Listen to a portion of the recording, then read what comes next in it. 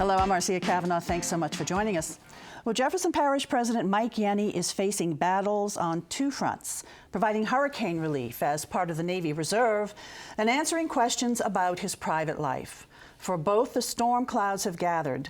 We'll examine this story as well as a legal setback for Tom Benson, the latest on the Senate race, and a triple murder that has triggered worries about an increase in gang activity. We will also look at the coming of Real IDs in Louisiana, and in this year, the Saints' 50th anniversary, the evolution of modern Poydras Street. On duty for us are tonight's Informed Sources, Errol Laborde, producer of Informed Sources, Stephanie Grace, columnist, the New Orleans Advocate, Kathy Finn, freelance business journalist and author of an upcoming book about Tom Benson, and Mike Perlstein, investigative reporter, WWL-TV Channel 4. First over to Errol, and we are now hearing calls for the president of Jefferson Parish, Mike Yenni, to step down. Yeah, it seems like just about all of the stories about politicians in trouble lately have been parish presidents, up and down the river, and even before Yenni, one president before with Aaron Broussard. And so there's something about that office, but this is a different type of trouble, of course, that Mike Yenni is facing. And kudos to WWL for breaking the story with David Hammer. It's a very delicate story to talk about because of the nature of it, because also the question is it legal or is it illegal? I mean, it's one of these things that walks on the edge. It's certainly one that is offensive to community standards. I don't think there's any doubt about that. But it does bring some very delicate legal questions which still aren't resolved, and we still don't know if there's going to be any sort of legal action that's taken because of the allegations that he had very sexual conversations with a 17-year-old male, and so we don't know where that's going. But we do know what's happened in the last 24 hours, and that is that Mike Yenni essentially admitted to it in a very unusual way. He bought a commercial. He ran a 1-minute commercial on all the TV stations that showed the news, and so essentially he's admitted to having made a mistake. And these are involving text messages, we should say. Right. Well, he also had an acquaintance with him. He also met with him too. At the same time, he said he was, been called to Naval Reserve duty because of the hurricane. Of the two, the hurricane is probably the mildest thing that he's dealing right now. But what happened today, in response to his speech last night, where essentially he says, "Look, I made a mistake, but I'm going to prove myself to you. I'm going to show you. I'm going to prove myself to you by my hard work. That I'm worthy." And I don't know how voters are going to be able to measure that. How hard you have to work for voters to say, "Oh, well, let's forget about this," because I don't think they're going to forget about this one. I think this is one that's going to stick. And today, two council members at large, Cynthia Lee Shang and Chris Roberts, issued a letter calling for him to resign. And then the third district councilman, Rick Template, joined in, and so you have three council members. And Sheriff Newell Norman has now weighed in. A couple of other council members have said that they're going to issue their own statement, but their statement is obviously along that same vein. And then the big move today was Sheriff Newell Norman. That Sheriff Newell Norman is arguably the most powerful or most popular and powerful politician in Jefferson Parish, and he said he should resign. And you can tell for some of these career Jefferson politicians, this is very painful because they've known the Yenni family for a long time. The grandpa, Joe Yenni, was a beloved figure in Jefferson Parish. I'm sure Cynthia Lee Shang's family, and father was Harry Lee, had known the Yennis for years, and it's very difficult for them. And Newell Norman, in his statement, even said, Mike Yenni was a good mayor of Kenner, and he was doing good mayor of Jefferson Parish, but it's time to go. Ironically, in Kenner, they still haven't elected yet the mayor who is replacing Yenni because Yenni got elected parish president. Just last year. That election is still in process. So what happens next? Conceivably, if no legal action is taken, if there is no grounds for legal action, he could serve out his term, even though I doubt very much if that's going to happen, because I just think he's losing support. He's not going to be someone that's going to be invited to the civic club's Christmas luncheons, or he's not going to be invited to graduations, and I think ultimately you can't govern without some element of political support, and I think he's going to lose his political support. He may even lose his administration at some point. So it seems to me he's going to be in a situation at some point where there's nothing left to do but resign and probably take a lot of attention away from him. I can't see him surviving 4 years. If he does, it'll be like a skeleton of an administration, and he'll be a lame duck the entire time. I can tell you that before leaving, being deployed by the Navy, he told his department heads that he's planning to stick with the job and that he was planning on being there for a long time. That was before the 1-minute ad, and the 1-minute ad has drawn some considerable criticism. He did not leave himself open for questioning about this, and he left many, many unanswered questions. One thing in particular that people are latching onto is the fact that he said he made a mistake and it's time to, to learn from it and move on. But this came up in 2010 with a Kenner City phone and a Kenner server in which inappropriate emails were investigated by the FBI in a kind of a reverse way, that they were being used as extortion against Yenni. All of that was cleared without anybody being charged, but people on the inside of politics in Kenner and Jefferson Parish were well aware of that and essentially decided to give him a pass. And here we are, years later, the same thing popping up again is not sitting right with a lot of people. And this was a guy who became parish president. He was 39. He beat a 76-year-old Elton Lagasse. He really kind of had this image as youthful and kind of the generational candidate, the guy who was going to attract young professionals. It was part of the youth movement that swept all politics. So then election. Here he is. Now he was 39, but hitting on a 17-year-old. I mean, that kind of flips the young guy thing on its head. Now he looks like a middle-aged guy who maybe has some issues, and that I think really undermines the image too. So we have, okay, go ahead, Al. No, it was just an unusual strategy to essentially buy a commercial. He bought 1 minute on each of the news stations. Now, some of the stations did a news story before it, and a couple others didn't, but he had that 1 minute commercial. But his first words were, "I have bought this time so as not to be edited." And so I think that was a little hit at the media, but essentially what he did is he avoided any kind of contact or any sort of questioning by the media, and just made a statement and said, "Now I'm off with the military." So we're done with it, moving on, looking to the future. Then we have a precedent for this, which is, of course, David Vitter, when he ran for governor, was dogged by this, and his inability to have a sort of an open forum and answer candid questions, I think, sunk his candidacy. For a guy who really rose as someone who was very accessible to the media, that was really part of his brand too. But again, like Vitter, you have someone who I think is very, very ambitious and is going to have trouble walking away. So if he doesn't step down, could he be recalled if citizens wanted to launch a recall petition? Could that happen, do you think?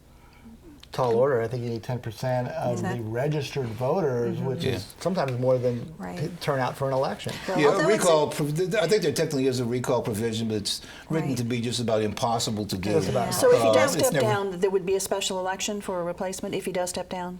There would be an interim president, and then and then a special election would be called.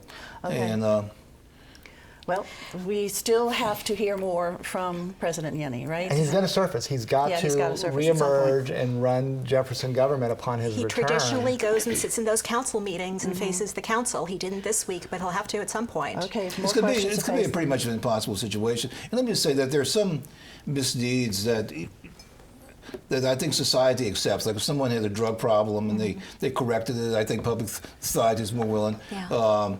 Certainly politicians that have had affairs, that people are very used to that. But I don't think the public's willing to accept a sexual relationship with a teenager. And that's going to be a hard one to sell. And then it would involve the 17-year-old, which of course is of age in the States. Well, so now the legal twist, the legal twist is that it is of legal age according to state law, but there's a provision in federal law. It's the obscenity statute in federal law that 17 is a possible criminal violation, depending on whether the texts were actually because of the obscene. electronic communications, not even any physical activity. Yeah, let me mention one thing. There's a lot of discussion I heard on radio about Bill Clinton and Bill Clinton's impeachment, trying to compare it. There's important differences. One, Monica Lewinsky was 22 at the time, okay? And the other thing is what Bill Clinton was impeached for was a charge of perjury. I mean, to do this, you have to have some kind of criminal law out there to say they're violating. And for right now, there's not any certainty that there's something that's been violated. And another thing to keep in mind is whether his 1-minute statement gave some evidence and proof to the feds investigating whether it was, in fact. We will continue to be talking about this, I know, but we have to change topics right now, and everybody's going to have a shorter amount of time now to talk about these other topics. Okay, so let's quickly move on to Senate. Okay. And what's going on, if you can give us a brief summary of what's happening in our Senate race. We're just about a month away from this big, sprawling Senate race. It's really starting to take focus. The conventional wisdom really is we're down to these 5 candidates. They're the ones that are going to get into at least one of the TV debates, out of 24. So, no David Duke, no Rob Maness, no, Joe Gow, these other people. 2 Democrats, Foster Campbell and Caroline Fayard. 3 Republicans, John Kennedy, Charles Boustany, John Fleming. If you look at the polls, in a runoff, they're all really bunched together, and you see that, I think, in the way they're behaving, because they're really starting to go after each other, kind of in 2 subsets, the Democrats versus the Democrats and the Republicans versus the Republicans. So attack ads, allegations, name-calling, John Kennedy, John Fleming had put something out saying that he's running against the 2 John Kerrys, talking about the 2 other Republicans. One is John Kennedy, who used to be a Democrat and supported John Kerry. The other, Charles Boustany, who accused of flip-flopping on trade. He actually came out against the big Trans-Pacific Partnership deal that he used to be for. That's true. Well, let me have you touch on the 2 lawsuits. A couple of lawsuits filed. Charles Boustany, again, he's the congressman from Lafayette who was mentioned in this book that just came out the book is about the murders of some prostitutes out in that part of the state. He is not connected to that. There's not any allegation that he was connected to that, but there is an allegation in the book on unnamed sources that he was a customer of these prostitutes. And he has adamantly denied it, and he is now suing the publisher and the author. The other lawsuit has to do with the debates. It's from Troy Hebert, who is a former state senator, commissioner of alcohol, tobacco, and tobacco in the state, who didn't get into the debates. He's not going to be on the Louisiana Public Broadcasting debate that cable is sponsoring, because they set up some criteria, as they generally do. You have to have a certain amount in the polls, a certain amount of money raised, and he doesn't, and he's gone to court to say it's public broadcasting, they need to give everyone a chance. These suits never go anywhere, but it does, I think, reflect the frustration of some of these other candidates who, in other situations, would have gotten a chance on the stage. Rob Maness, who actually did get into this debate 2 years ago when he ran. It's just an unwieldy field, and so right now that debate is still scheduled to go on? Yes, absolutely, and with the 5 candidates. Okay, all right, Steph. And it's self-perpetuating, because when people see 5, they think those are the main candidates. So, you understand the frustration, but you also understand the forums reasons. continue, and more candidates show up for those, or are invited to those. Okay, all right, I thank you a lot, Stephanie. Now we're going to go over to Kathy right now. Tom Benson got a legal setback. Yeah, the ongoing fight with his family over the interest in the Saints and the Pelicans, along with the ownership of Benson Tower office building and Champion Square, which is right next to it, are all part of this lawsuit, and it keeps going on, and it can't seem to get settled. We learned in the last few weeks through filings by both sides in court that the NFL and the NBA, who have to approve this, whatever settlement comes along, because it's ownership of the teams, even though it's non-controlling interests, have not given their approval to the deal that Benson initially put on the table. And it appears that the reason is because there's a provision in the NFL bylaws that says you cannot use as collateral, you cannot put your own personal interests at risk. Should Benson default on the promissory notes that he handed over in exchange for the shares in the sports teams, his family would be in a position, would be able to not only go after and retrieve those shares, but go after other interests that he owns personally, which could include the controlling interests in the Saints and the Pelicans. And that until now has never been an issue. So that theoretically is why the leagues are balking at approving this deal. So has Benson changed Benson what he's offering them and taken that off the table? He substantially changed it. In the language of his attorneys, he has not taken it off the table. He has reformed the deal. They're now reformed promissory notes.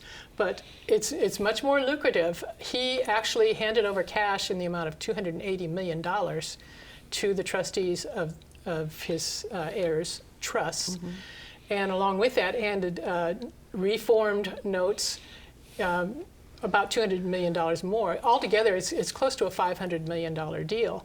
In addition, the new provisions say that only the underlying shares, only those non-voting shares can be used as collateral, and in the event of default, they could not go after any other assets that he owns. So that theoretically would protect that NFL provision. That's what Benson is offering. Have the heirs accepted that? No, not yet. I mean, that just happened last month. That just happened in September. One of the complicating factors now is they continue to do battle over what the actual value of the Saints and the Pelicans is, particularly the Saints. And they have never come to an agreement on that. In addition to that, now the trustees are saying, well, you put a new deal on the table in September 2016, so now the actual date of valuation of these teams should be September 2016, not January 2015, which was the original deal. And now in that time, according to Forbes magazine, for instance, the value of the Saints has risen from $1.5 billion to $1.75 billion.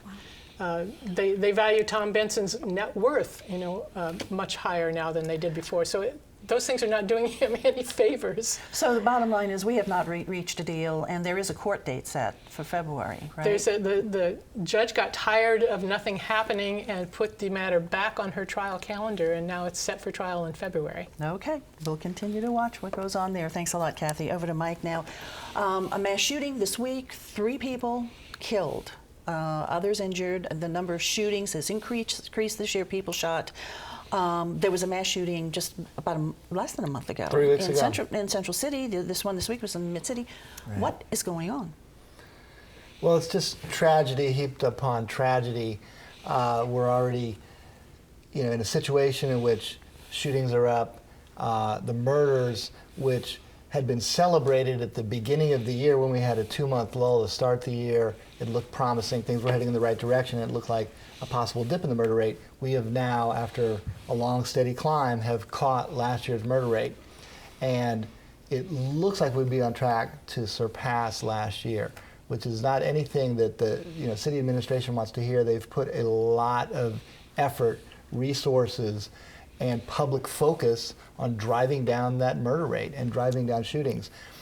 NOLA for life, everything from midnight basketball, the gang enforcement task forces, and unfortunately, which we've seen time and time again over years and even decades, it is almost an intractable problem. It stems from the drug trade. It is so lucrative that drug gangs form, they battle over turf, and they battle over turf at gunpoint. And that is fueling a lot of the shootings and killings. Police have traced it to gang activity, not necessarily the Ulloa and Tulane triple shooting from Tuesday, but there are suspicions that it was rival groups or gangs involved.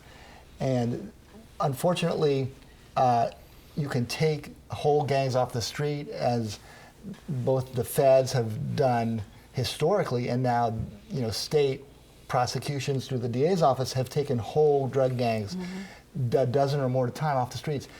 They just get replaced. Other gang members rise up to fill the vacuum because there's so much profit on the street. And one thing that has changed in the drug trade recently is that heroin is by far the lucrative drug of choice for drug gangs.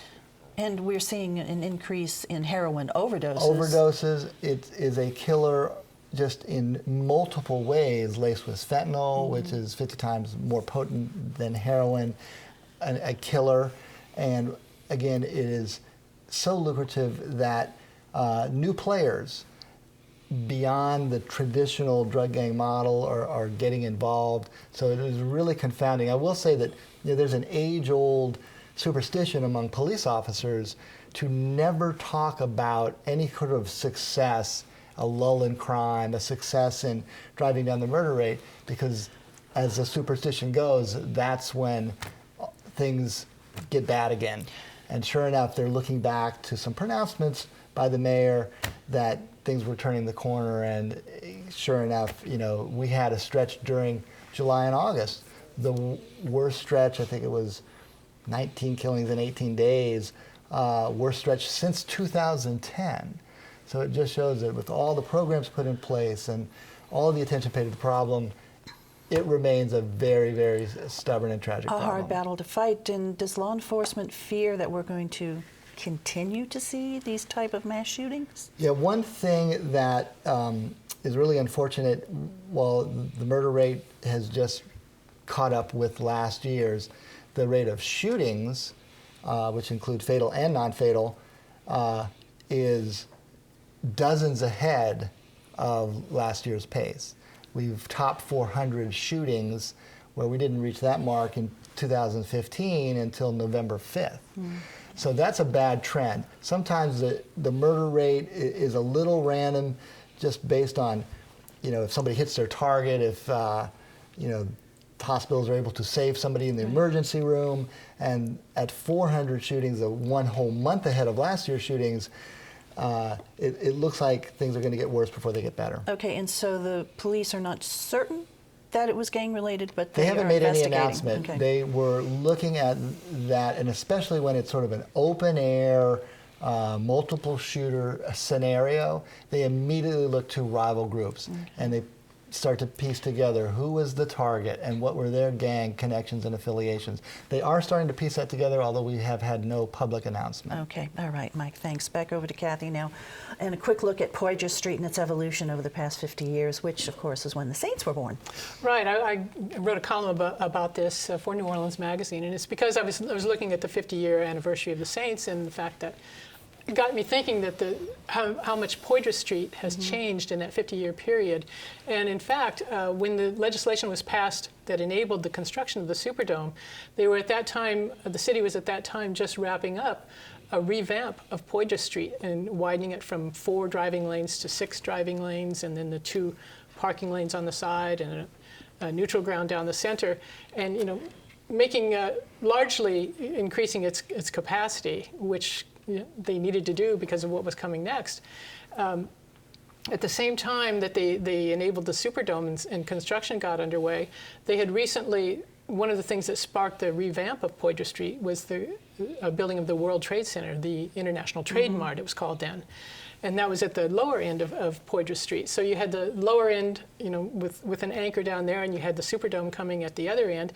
And in between, over about less than a 20-year period, it started infilling with all of these new office towers, and it's because the tourism industry was taking off.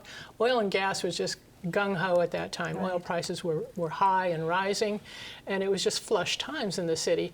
And you saw this shift from Canal Street, which once was the business corridor, the primary business corridor in New Orleans, and you saw a dramatic shift fairly fast over to Poydras Street, and that became the new business center. And of course, we have the Dome there too. And now we have the Dome, and then we had the Hilton Hotel at one end and the Hyatt at the other. So parallel growth of those industries, and the tourism industry, of course, continued to grow even when in the 80s when the oil prices started to tank. Okay, we have to go over to Real ID right now, because I do want Stephanie to touch on that. So the Saints, we brought football, but also helped to revitalize a city street. Change the city. All right, thanks a lot. Steph, Real ID, we have it now. Finally, yes. I mean, the kind of amazing thing was that it took so long, and it really, I think, says a lot about the political temperature surrounding this issue.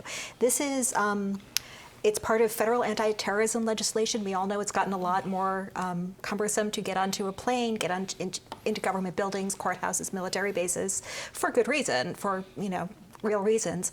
Part of what the federal government passed was a requirement that you have something called a Real ID, which means a driver's license, basically, that you have to provide certain information in order to get a certified birth certificate, social security card, kind of more than you have in the past. This turned out to be a big fight in a lot of states, including ours. Because it really became something that certain political groups seized on as federal overreach, violation of privacy, state sovereignty issues.